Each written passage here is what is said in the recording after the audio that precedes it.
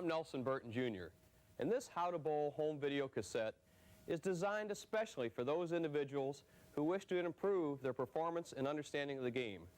The tape is also great for beginners because it helps them learn the fundamentals and techniques. Use this tape for home study use as an individual or as a coaching aid for bowling league sessions.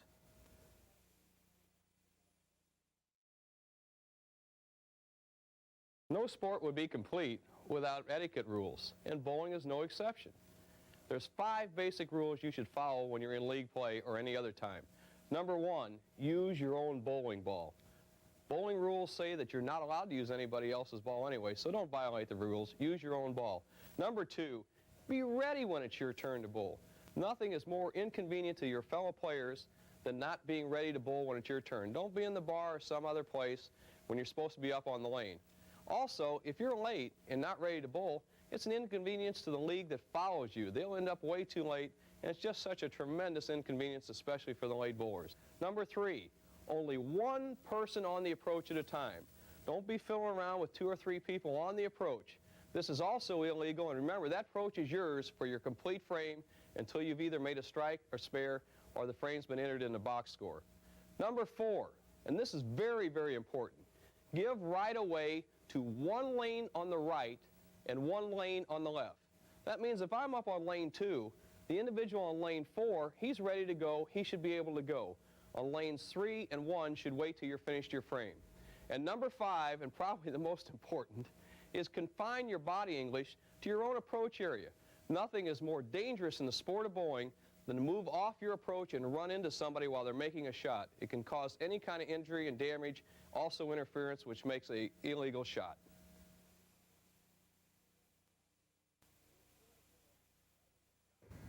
In the sport of bowling, other than your God-given ability, probably the most important thing is the bowling ball. Every individual should know that a proper bowling ball can make as much as 20 pins difference in their average during the whole year. Now, there's a couple of things you should consider when choosing a bowling ball. Number 1, your style, and number 2, your ability. Now, those go a long way in deciding the proper equipment for you. 3 ingredients in a bowling ball. Number 1, the weight. Number 2, the type. That's very important. And number 3, the grip. Now, let's deal with the weight first. Weights come from 6 to 16 pounds. The 16-pound ball is the most important and is the one used by all the pros for the very simple reason that 16 pounds is the best method to knock down the pins consistently. Remember, those 10 pins weigh as much as 35 pounds. The only way to consistently get strikes is use the maximum weight. But should everybody use the maximum weight? Not necessarily. Here's the reason why. In all sports where a ball is used, you can take basketball, football, golf, tennis, bowling is no exception, accuracy is the number 1 ingredient. And if you use too heavy a ball, you sacrifice accuracy for that little bit of extra power. So now we'll go through the weights for each individual, for the men, the women, and the children. For the men, almost all men can start with a 14-pound ball. They're strong enough, even as beginners, to use the 14-pound ball. And I feel that all men can move right up to the 16-pound ball after about 2 years of bowling. Now the women, most women start with around a 10-pound bowling ball. They're available in every bowling center for use in league, and after you get used to a ball, move up to a 12. Most women use a 12-pound ball. That's usually the weight that I suggest to go out and purchase a ball, right at the 12-pound weight. In fact, the 12-pound ball is the most sold ball in the country today.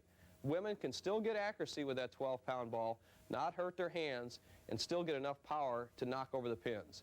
And finally, for the children, the manufacturers are really conscious of the children. Many children at the beginning of the game today, they've made bowling balls down to just 6 pounds, and that's great. Now, I'll tell you what, as you go into a bowling center with a child, and you want to find out the proper weight for a child so you don't injure his style, injure his muscles, and that he can handle it easily, have them pick up the ball off the rack. Hold it by their side for a count of, say, 10 seconds. If you don't see them being pulled off balance like that or having to grab the ball, you can rest assured that that ball weight is not too heavy for the child. Remember, start the child out with as light a weight as you can possibly find because they have young, tender muscles and they're developing their style. And if they're too heavy a ball, it pulls their body out of position and they end up with a bad arm swing. So for the youngsters, start them out with a light ball If you can find it, go for the 6-pounder. Another important factor in choosing a bowling ball is the type. Before the 1900s, everybody used a wooden bowling ball. In fact, they varied in weight from 35 pounds down to 5 pounds. There were really no rules on what type of ball to use. Then, around 1901, the rubber bowling ball came into play for a couple of reasons. Bowling lane surfaces had a coating called shellac over them. The rubber ball was very compatible with this shellac. This went on through World War II when the Japanese cut off the shellac to the United States here. Then the manufacturers, they invented something else, a lacquer surface.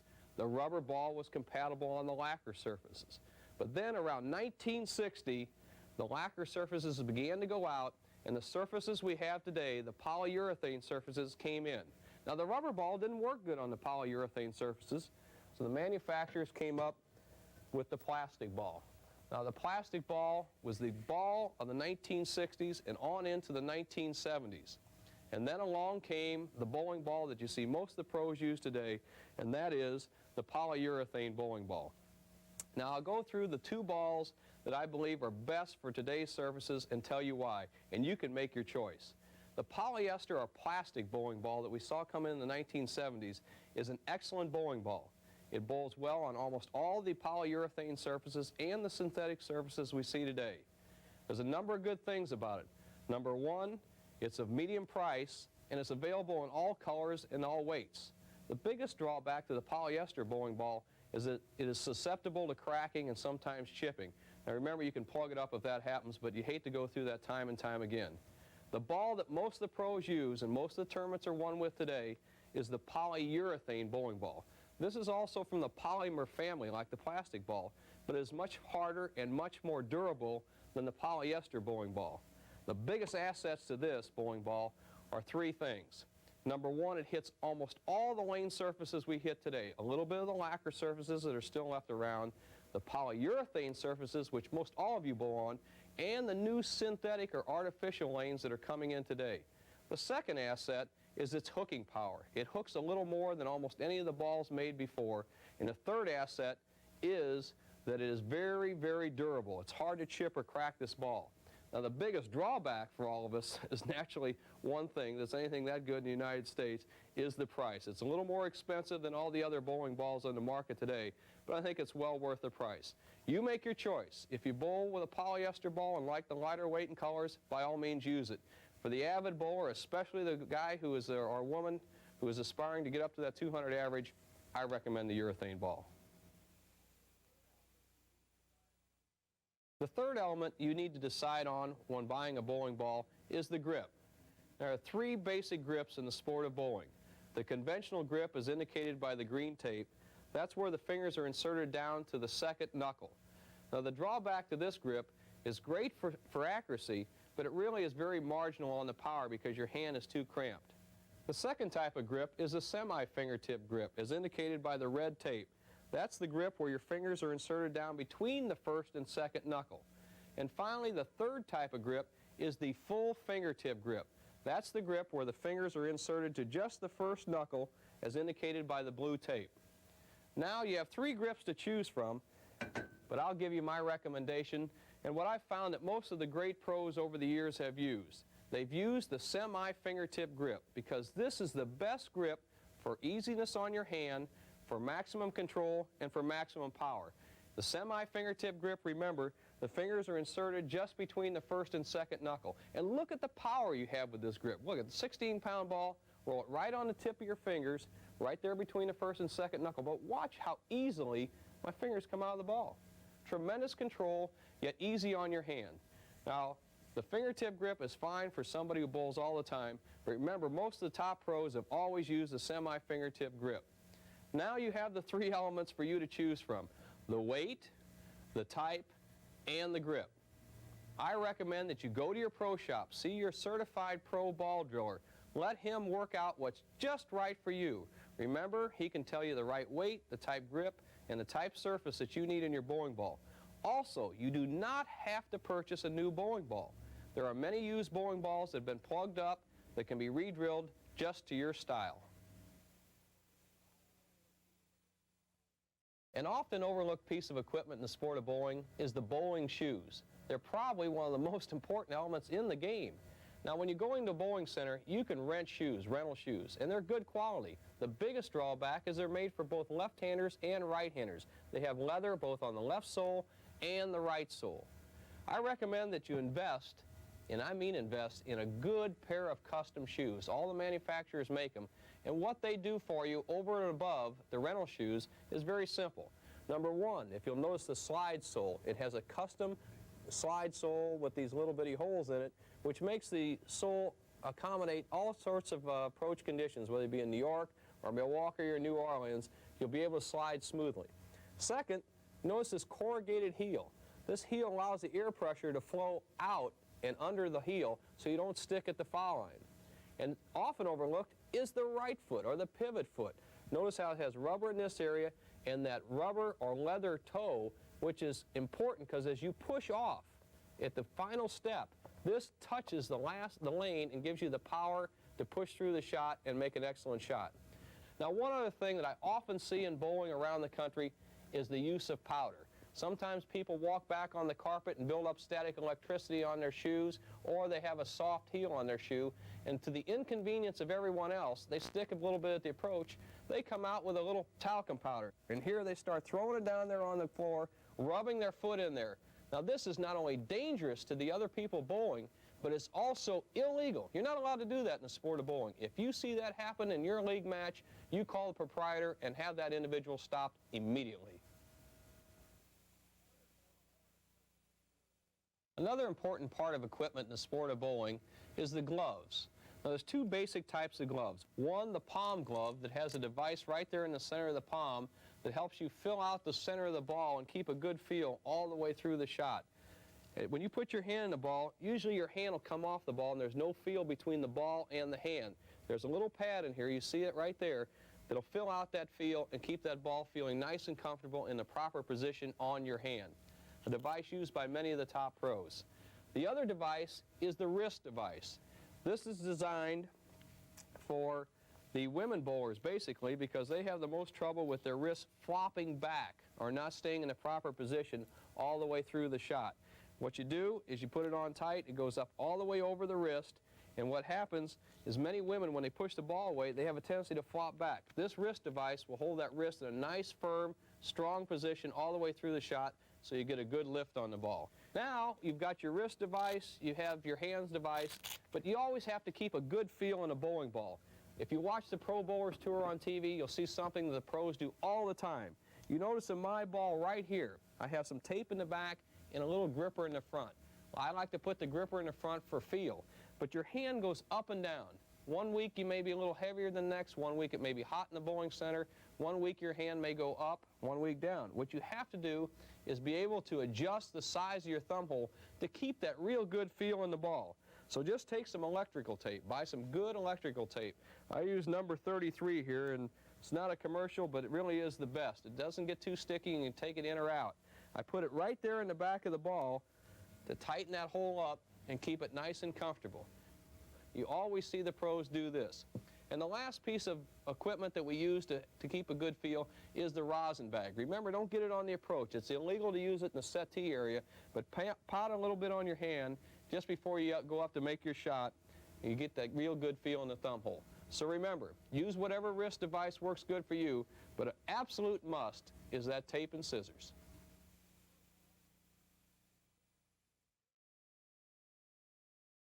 Here are the markings used in a typical scoring game in bowling.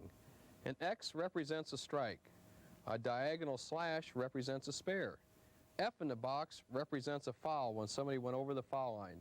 A 0 represents a split, and a slash straight across represents a miss. Now let's look at a typical score sheet. Remember, bowling is a cumulative score game.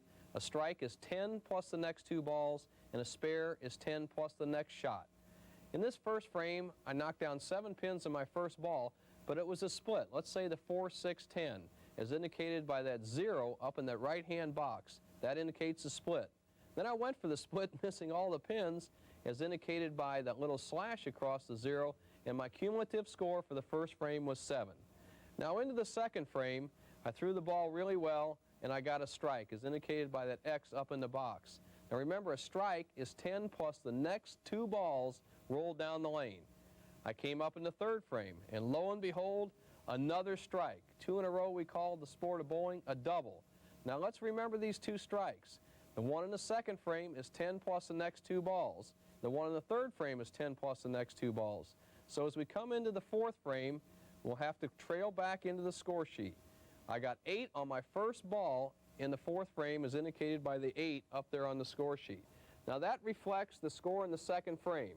The 2nd frame strike is 10 plus the next 2 balls. The 3rd frame, the first ball I got a strike, that makes it 20. And in the 4th frame I got 8, that makes it 28, indicated by the 35 in the 2nd frame. Remember, 7 in the 1st, 28 more, makes 35 in the 2nd frame. Now into the 4th frame again. We have a strike up in the 3rd. We have 8 on the first ball, and we missed all the pins. Left 2 remaining, as indicated by that slash up there in the box. Now that indicates 18 into the 3rd frame. So 35 and 18 is 53. Remember, that strike was 10 plus the next 2 balls, and that was 8 and 0. Now the cumulative score carries on, so you have 8 and 0, indicating 61 in the 4th. Now into the 5th frame. Once again, I made a good shot, a strike in the 5th. Remember, the strike is 10 plus the next 2 balls. Now into the 6th frame. I came up in the 6th frame, and lo and behold, disaster hit. The old G, gutter ball, 0 on the first shot. So that doesn't have any effect on the 5th frame yet, that strike, because remember, that strike is 10 plus the next 2 balls. On my 2nd shot in the 6th frame, I knocked down 9 pins. And that gives me a cumulative score of 9 for that frame, but it goes all the way back to the 5th. That strike is 10 plus the next 2 balls. The next 2 balls were 0 and 9, and indicated by 19 being added to the 61 in the 4th. Now we have 80 in the 5th, and then we missed in the 6th frame, cumulative score 89. As we go to the 7th frame, we knocked down 8 pins on the first ball, as indicated by the 8 in the corner. We converted the spare. Remember, a spare, as indicated up in that box, the diagonal line, is 10 plus the next ball rolled down the lane. So let's see what I did in the 8th frame. Once again, disaster struck, an F. That's a foul. Now, a foul is any time you cross the foul line with any part of your body, and regardless of how many pins you knock down, you still have to take 0 for that particular shot. So that relates back to the 7th frame. My spare was 10 plus the next ball, and the foul is 0, so I only get a credit for 10 in the 7th frame. So now I have 99. Now, when you have a foul, you must reset all the pins knocked down and shoot it a full rack again. That was done, and I knocked down 9 of the pins, giving me 108, my cumulative score, through 8 frames. In the 9th frame, once again, I knocked down 9 pins on the first ball and converted the spare easily, as indicated by the diagonal line up in the box. As we go into the 10th frame, my first ball in the 10th frame was a strike. Now that allows me to have 2 more shots in the 10th frame, and also relates back to the 9th frame. You had a spare, which is 10 pins in the 9th frame, added to the next ball, which was a strike, that's 10 more, that's 20, as indicated by the cumulative score, 128 in the 9th frame. Now into the 10th, I throw my 2nd shot in the 10th. Remember, the first strike allows me to throw 2 more balls in the 10th frame. I got another strike. So I have 1 more shot coming up in the 10th frame. I'm entitled to a last shot, and on that last shot, I once again got a strike. 3 strikes in a row. It's called a turkey in the game of bowling. And remember, the cumulative score carries forward. The first strike in the 10th frame was 10 plus the next 2 balls. The next 2 balls were both 10s, so I have a 30 for that 10th frame and end up with a final score of 158.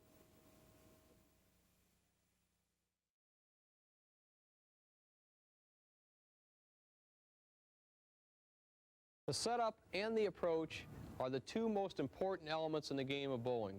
You have to have a consistent and good approach to establish good timing and a good arm swing. In this segment of the instructions, we're going to show you the proper distance from the foul line, the proper distance right and left to set up for your strike shots, and the proper way to hold the ball and get up to that foul line consistently. First, as you step up on the approach, walk up to the foul line. As you reach the foul line, turn your back to the pins with your heels right on the edge of the foul line, and then take 4.5 brisk steps forward to find your correct position. And the reason we're doing this is to find the correct distance for each individual away from the foul line from the starting position up here on the approach. 2, 3, 4. Now this half a step is to accommodate your slide. Turn around, see where you are. These markers are 12 feet from the foul line. These back markers are 15 feet from the foul line. Now every individual is going to be a little different. If you're 6 feet 4, you have a longer stride than I do at 5 feet 11. Naturally, you're going to be farther back. For the shorter person, they'll be maybe even in front of the dots. Notice the position and the distance. For me, it's about 12 to 13 feet, just slightly behind the first set of dots. Now, when you get there, you found the correct distance from the foul line. Now, the second and most important thing is to find the distance right or left. You don't want to stand way over here on the left side of the approach because you'll be coming in the left side. You don't want to stand way on the outside. You'll be lined up with the outside channel. I recommend to start for every starting shot on a strike ball until you find your correct position for your strikes on the lane is to put your left foot on the center dot. Now you're lined up with your right shoulder right over the second arrow. That's our recommended starting point for every strike ball. Okay, now you have your position laterally on the approach and the distance properly away from the foul line. Second, pick up your ball. Make sure that when you grab your ball that you don't grab it like this. And I've seen it more often than not, even pros. They grab their ball, they're not looking, they're talking to a friend, up comes another ball, and out goes a finger. Especially the little kids. If you have little kids you're teaching or watching the bull, watch it. When two 16-pound balls hit together, I've seen just broken fingers, literally broken fingers. So put your hands on the side of the ball, lifting it up in the rack. And here's a little trick that I've always found. Try to hold the ball for your right-handed bowlers. Try to hold the ball in the left hand as long as you can. Why tire out the muscles and tighten the muscles in the right hand before you want to make a shot? When you set up, get back on your center dot. You have your left foot on your center dot. Insert your fingers in the bowling ball first, all the way down to the natural position. I have a semi-fingertip grip, so they're halfway down between the first and second knuckle. Place the thumb in the ball. It should be snug but not so tight that you feel like you're going to hang up in the ball. Then, people wonder, well, what position should my fingers be in? A little trick that the pros always use to get a tighter grip is they sometimes tuck that little finger underneath the ball, and then the index finger, you can use that to grip the ball too if you feel like you need a little more grip on the ball, but by all means put those fingers where they're comfortable on the ball. Second, get back to your starting position. Put that elbow right on your hip, remembering to support the ball with your left hand, not your right. Remember, we want to keep as much pressure off your arm as possible. So let the left hand support the ball, hold the ball in the palm of your hand with your right hand underneath it.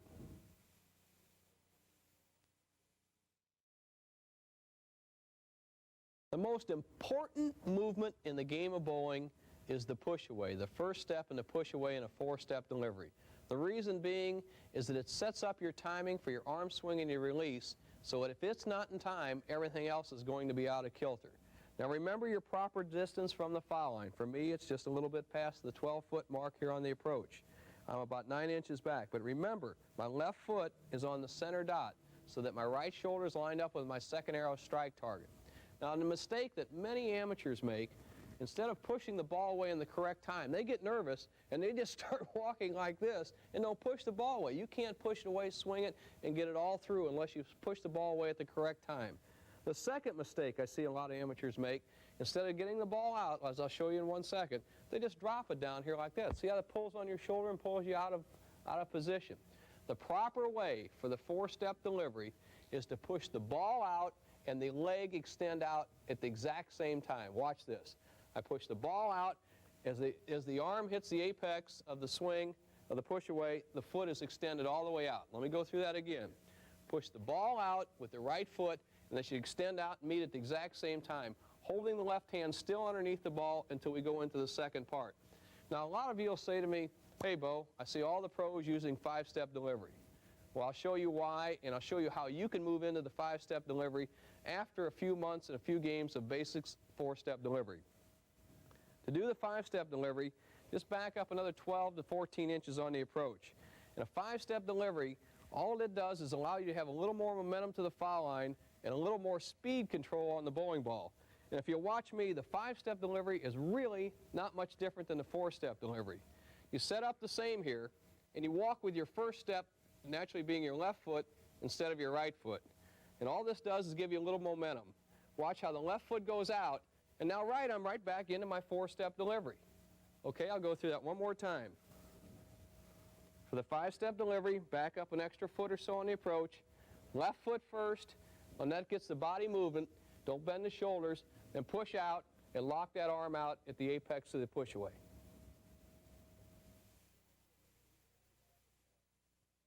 When you take your second step, you also initiate your downswing.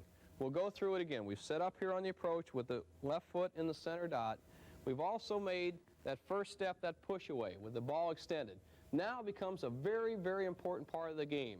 Pushing that ball away is fine, but now you have to let it go. Release that left hand. Let that arm swing freely by your side, but we're not going to forget that left hand right away. Let that left hand come off the ball. Let that arm stay by your side as you're going into your second step. Now here's the position you should be in. You don't want your arm away from your body. You want it down there for leverage and control. That arm swing should be right next to your body on the downswing. Now your left hand comes back into play. If I let my left hand go way up in the air here, or way forward like this, you can turn your shoulder or drop your shoulder. Let that left hand and arm work for you. If you'll hold that left hand and arm parallel with your shoulders, you'll pull your shoulder up. Look, if I have my shoulder dropped here, my arm's away from my body, pull the left hand down, watch how it pulls that right shoulder up in the correct position and keeps that arm close to your body. Another thing, keep those fingers behind the ball and that wrist firm in this position. Here's a problem that most of you women have. As you initiate that downswing from the push-away, you allow that wrist to flop like that. Keep that wrist firm and that ball centered in the palm of your hand all the way through the downswing. Here is the correct position for the downswing.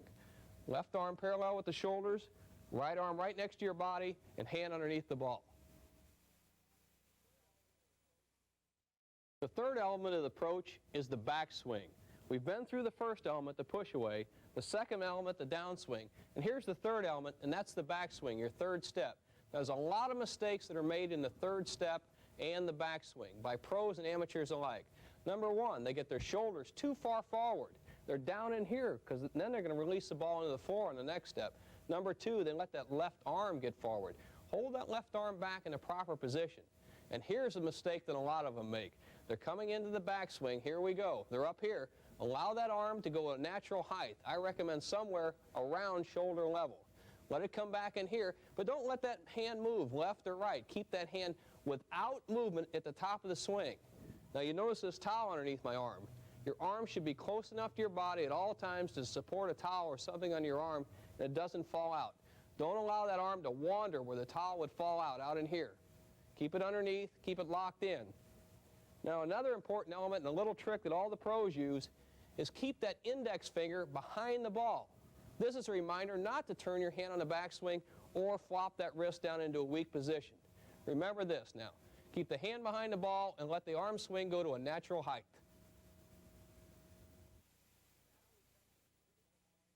And now we come to the critical point in any bowling shot, the explosion point, the point of no return, the point where you release the ball, the pivot step into the release and the follow through. Remember, we went out on one, down on two, back on three. Now let's stop it here before we go into the release. We're back here on three. We remember to keep that shoulders level, keep that left arm out, keep that chin up. Don't let your head get down here where you're throwing the ball down into the approach. It kills the shot. Keep that hand behind the ball. Now watch the toe of my right foot. Notice how it's pointing right the direction I want it to go. As I come down and drive through into my last step, and my hand's coming right by my side, I roll up onto the tip of this toe. That's one of the reasons we said in our shoe segment that you have to have a good pair of shoes. Plain old leather tip. When you're up here, look, I'm completely off the ground at one point as I'm driving through. If you slip at this point, you have a lot of problems. And also, this is the last chance to make what we call that foul line adjustment. When you're driving through here, a good player with a good feel, he can speed his arm swing up. He can speed the ball up. So remember, when you're back here, driving down, keep that right foot underneath you, keep that weight back. Now we're into the slide and release. As we drive into the slide with the pivot step, remember, keep that arm right close to your body. Okay, now in the point of release, we want to keep that hand underneath the ball and keep the ball in the palm of the hand all the way. Now here's the action that you should have at the point of release. You're driving through, you should have, as you initiate your slide, your arm should be right next to your body. If you're too late, you'll drop the ball on the floor. If you're too early, you'll loft it way out on the lane. So have that arm right next to your body as you initiate the slide.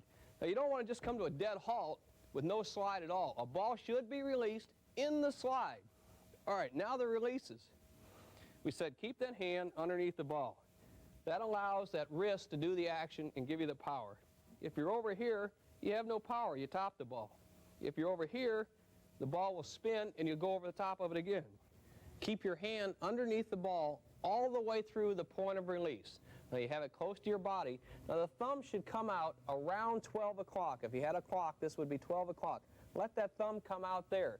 Now the natural rotation of the fingers will be around the ball. That's where you get the hook ball.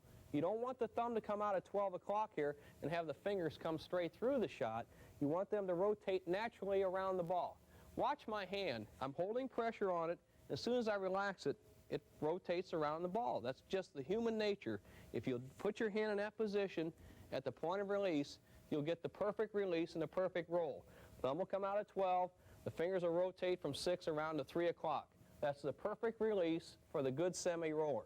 And now we have our follow-through. Sure, you've come here to here. Now, here's a critical point. A lot of people try to steer the ball. All of a sudden, their elbow comes out like that. Invariably, you don't get the lift. The ball has not come off the hand before you start initiating that elbow bend, and the ball slides by. There's not enough power. A second mistake that pros and amateurs alike make is they come through here, they're lifting the ball off the hand, and all of a sudden, they fan the ball to the right. What this does is puts a spin on the ball to make it hook too quickly, and it goes left of their target. The key thing to a follow-through is to allow your hand to rotate naturally around the ball, but you don't have to turn your elbow. Watch what happens to my elbow. As I come around the ball, the hand rotates, but watch the upper part of my arm. It doesn't rotate at all. I can completely turn that ball without moving my elbow. So remember this. As you come through, allow the hand to rotate. Keep the elbow in line with the target, especially the inside of your elbow. Follow through to shoulder high.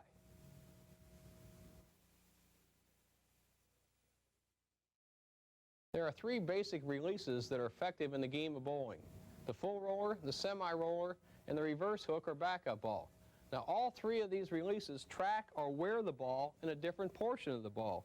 First we'll deal with the full roller. That's the type of ball that tracks or wears when you roll it between the thumb and fingers, as indicated by this white piece of tape. This type of roll is initiated with a release starting at 9 o'clock and the thumb rotating clockwise around the ball while the fingers rotate counterclockwise around the ball. This type of release is very effective on lacquer surfaces or surfaces that don't hook very much. The semi-roller is a type of roller that most all the pros today use. That's the roll outside the thumb and fingers. This is initiated by keeping your hand underneath the ball all the way. Thumb at 12 o'clock position on a clock, fingers at a 6 o'clock position on a clock. Allow that thumb to come out at the top and let those fingers rotate counterclockwise, 6 o'clock to 3 o'clock around the ball. This is the most effective all-around roll, and it works especially well on the polyurethane lane surfaces we have today. And finally, we have the reverse hook or backup ball, a shot that many women use. And that type of ball tracks on the opposite side of the ball. This type of roll is not very effective, but for the women that have used it for a long time, by all means stick with it if you're averaging above 150. For you beginners, the roll is initiated by having your thumb way over here at the 3 o'clock position and having your fingers underneath the ball and then rotating clockwise around the ball. In order to break this habit, simply rotate your thumb up at 12 o'clock and try to make your fingers rotate counterclockwise around the ball. You'll have a good semi-roller and a very effective strike ball.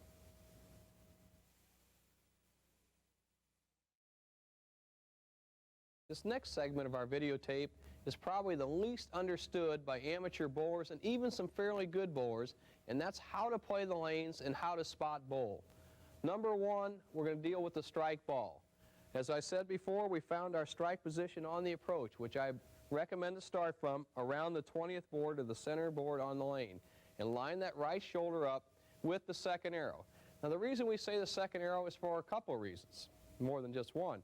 Number 1, most people play in that area, And as the lane gets older, it gets worn in that area, and it becomes a higher surface friction area, causing the ball to hook a lot in that area. You can't start the ball way outside normally in a slick area, cross a low friction area, and end up in the pocket. Conversely, you can't play way down the center. You don't have enough angle of attack on the pins. When I mean angle of attack in second arrow, is the second arrow is the 10th board from the right-hand channel. 10 boards in from the channel. Now, if you lay the ball down on that board and it works its way into the pocket, the 1-3, that's the 17th and 18th boards. That's 7 boards of hook to knock down those pins. Remember, those pins weigh as much as 35 pounds. This ball only weighs 16. You must have an angle of attack to knock them down. Now let's take a shot down this second arrow, as I've indicated by the red tape, from our normal strike position on the approach, and see what happens. If we get a strike, we're in the right place. If I don't, we have to make an adjustment. Here we go.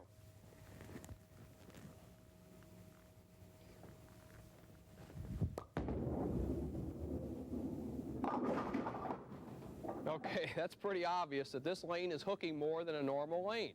So you have to make an adjustment. The golden rule of bowling: if you miss left, let the body and ball move left. If you miss right, move right. Now, as you can see, I've missed left down and left the head pin standing, so I have to make an adjustment on the approach. I'm going to make at least a 3-board adjustment on the approach for every 1 board on the lane. Let's go back and try it and see what happens. I missed left. It's very obvious. The head pin's still standing. And here's how you have to adjust your strike ball on every bowling lane. Remember, they're never the same day in and day out, and even from morning to night. So I missed left. Here's the golden rule of bowling again. If you miss left, move left. If you miss right, move right. On this particular shot, I missed the head pin on the left, so I should move at least 3 boards on the approach for every board I move on the lane left. Example, 3 here would be 1, 2, 3. From the second arrow where that red tape is, I should move 1 board to the left, which would be the 11th board on the lane. When you miss completely the head pin on the left, you have to make a bigger move. Another 3-in-1 ratio to keep all the lines parallel going down the lane to accommodate your natural strike ball. So, 1, 2, 3. That gives me 6 boards. I think I should move on this shot to adjust for that. So for 6 out there would be 6 up on the approach, would be 2 out on the lane. Conversely, if I had missed the head pin on the right, on a very slick lane, you can come in the morning, or sometimes they just freshly oiled the lanes, or go to a bowling center you've never bowled in, throw your normal strike spot, and miss the head pin completely on the right. Move to the right. Don't move to the left and just try to point it down the middle. You won't have a right angle of attack on the pocket to get strikes. Move 3 boards, 1, 2, 3, to the right. For every board, you move out on the lane to the right. And you keep moving until you get in the pocket. If you move 3-in-1, you still don't come up, move another 3-in-1. If you don't come up, move another 3-in-1. Same way on this shot I'm going to adjust now. I'm going to move 6 and 2. If that's not enough, I would have moved 9 boards here for 3 out there. Now let's see what happens with this shot. I'm going to make a 6-board move to the left on the approach, 2-board move to the left out there on the lane, and hopefully that'll bring the ball into the pocket.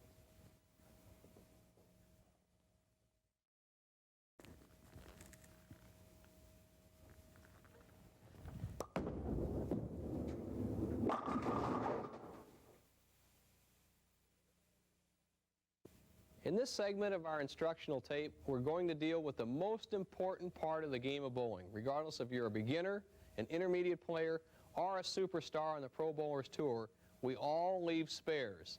And without converting spares, there is no way to be a consistent good bowler. Now there's 2 rules for the spare making. One when the head pin's down, and one when the head pin remains after the first shot. First, we'll deal with the spares with the head pin down.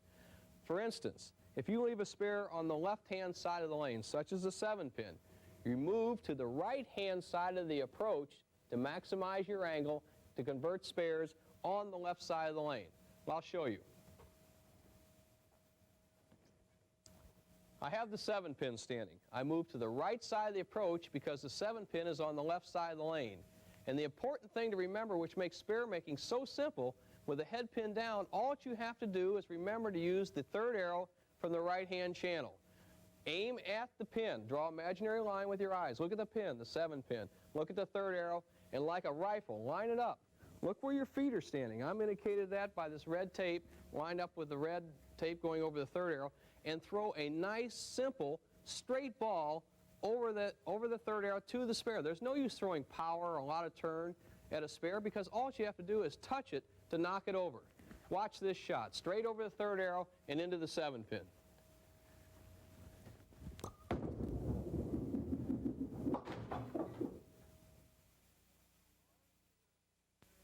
We've already seen how to shoot spares on the left-hand side of the lane, such as the 7-pin, by standing on the right-hand side of the approach. Now here's the spare that gives everybody the most trouble, and yet it's really the simplest. Ask any pro. It's the 10-pin. The spare's in the right-hand corner of the lane. For the spare on the right-hand corner of the lane, remember we're going to play the third arrow again.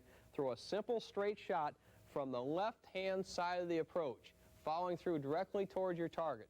I've seen many women and men, beginners, stand on the right-hand side of the lane to try to make the 10-pin. The ball either goes off in the channel or hooks by it. So we'll show you, using the exact same target we made the 7-pin with, we'll make the 10-pin by staying on the left-hand side of the approach. Watch this shot. Once again, 10 pins on the right-hand part of the lane. We move to the left-hand part of the approach to maximize our angle towards the target. Look right over the third arrow. Look at that blue stripes going right over the red stripe. I'll go over the exact same target that I converted the 7-pin with, but just by increasing my angle and moving to the left side of the approach, I'll make it with that simple straight shot. Here we go.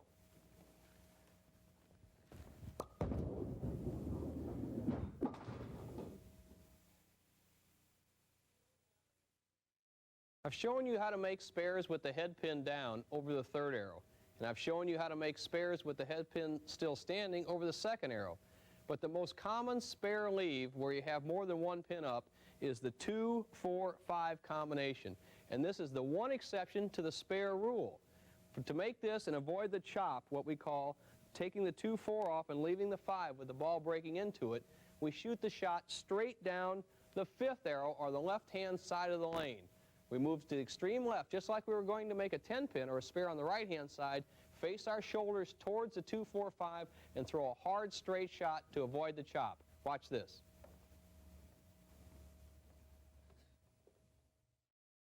I stand over on the left-hand side of the lane, just as if I was going to make a 10-pin, and I roll it over the 5th arrow, straight at the spare. Here's the shot. No power, just a dead straight shot right at it.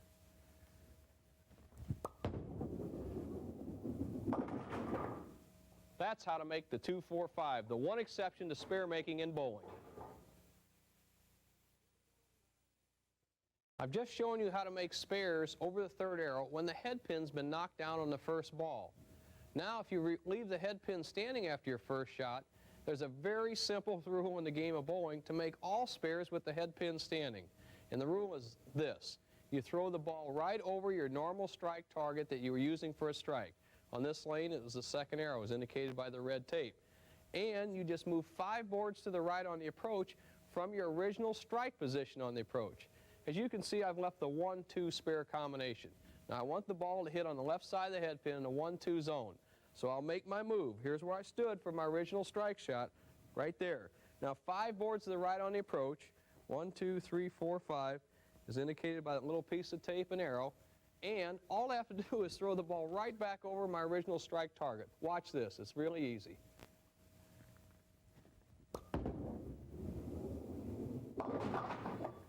How much simpler can it be? Remember, when the head pin remains standing on the first ball, move 5 boards to the right on the approach and use your original strike target to convert that spare.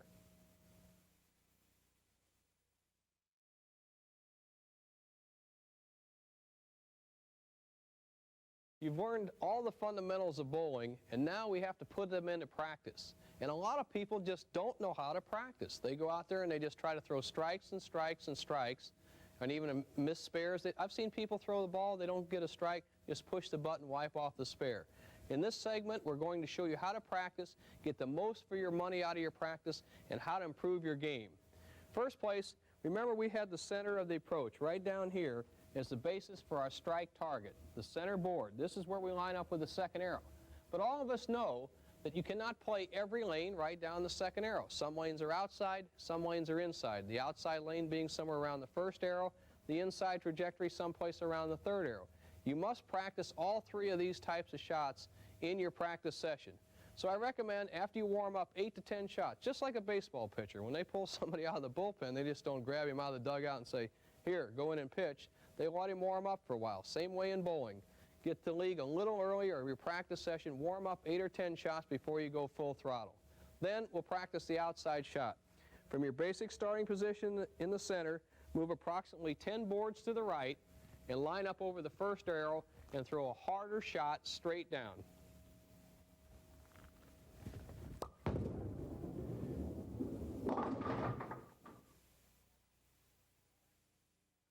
All right, we've practiced a few shots down the blue line into the first arrow, which is great practice. Now we'll go to the second arrow as indicated by the white line, and this is basically the shot you see most often out there on any bowling center. 75% of the time the pros play around the second arrow, and you'll find that's the same for you. So stand in the center of the approach, line up your right shoulder over that second arrow, and just make a normal shot.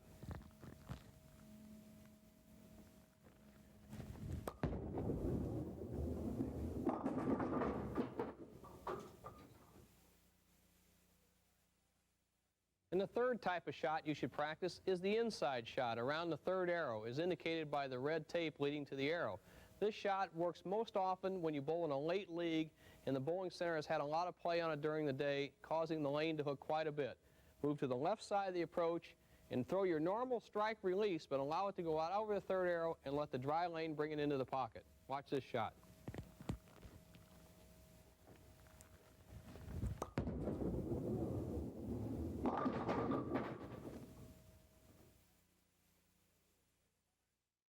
One of the greatest practice vehicles there is to shoot the 10-pin first and then go for the full rack.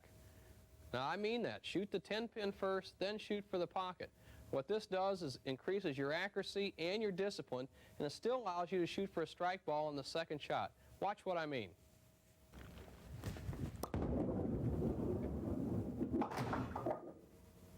All right, I've already knocked off the 10-pin, discipline and accuracy, and I still have almost a full rack to practice for my strike shot, a twofold purpose in one frame. Here we go, let's knock the rest of the pins down.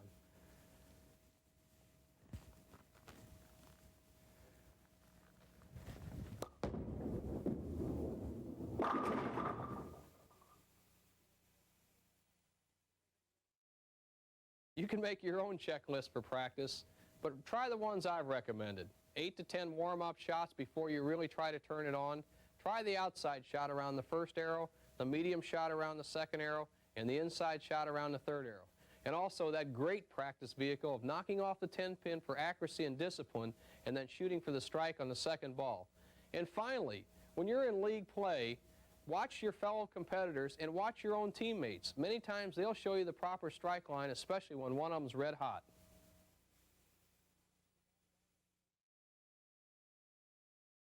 Now that you've almost finished this video cassette tape, your game has already improved. And what that's going to do for you is get you in some pressure situations, because now you're going to be a better bowler. You're going to get into situations where you may need a spare or a strike to win a game or a tournament. Now everybody who's a good bowler still messes up because sometimes they just don't have a game plan. These 4 principles I'm going to give you right now will give you a game plan to allow you to perform in the clutch under the pressure. And if you can remember each one of these as you come up in that situation, you'll definitely have an advantage over the other player. Number 1, remember to push the ball away at the same time you take your first step. I've seen even great bowlers, they get nervous. They're thinking, I need a strike to win the tournament, and they start walking before they ever push the ball away. They have no chance to pull it through in time. So number 1 of the principles, don't forget this, push the ball away at the exact same time you take that first step. Number 2, keep that arm close to your body all the way through that shot. Remember, you're nervous. Your knees are wobbly. You really need to get this shot. What many players want to do is they want to start steering that ball as soon as it gets by their body. Keep that arm close to your body. That'll keep your ball right next to your leg. That's the only guide you have to your target. This gives you accuracy and maximum leverage. Just like lifting a barbell, your ball is right next to your body for that maximum lift. Now the last 2, and I think they're the most important things in a sport, especially in a clutch situation. Here it is. Keep your eyes on the target. We've heard it in golf. We've heard it in a lot of sports. In bowling, that target, let's say it's the second arrow. You need the strike. I've seen even great pros. They're looking out there, and all of a sudden they're giving it this. They're looking at the moon. Or they throw the ball, and before they throw it, they look up. Here's the key. Keep your eyes on that second arrow target all the way through the shot. And let the ball go all the way down to the pins before you look to see what happens. I personally had a lot of trouble bowling on TV in the early 60s. And a guy gave me a little trick, and it's worked great for me, to keep my eyes all the way on the target until the ball hit the pins and let the crowd tell me what I got. And believe me, I went on a streak for 7 years. I only lost one championship match on television. A great practice vehicle. And finally, when you follow through, you've heard the statement, follow through with your hand towards the target. Well, that's kind of true, but not necessarily so. Here's a great practice vehicle which keep your arm close to your body and allow you to get the maximum leverage. Follow through with the inside of your elbow to the target. That way your hand can rotate in a natural position. Sure, you could have the hand towards the target, but the elbow is out here, you've got nothing. Or have the hand towards the target and the elbow in here. Allow the inside of the elbow to bisect those lines. Now let's go over it. Number one, under pressure. These 4 principles, all you have to think about. Push the ball out on the first step. Keep your arm close to your body. Keep your eyes on that target all the way through the shot until the ball hits the pins. Follow through towards that target and hold that follow through.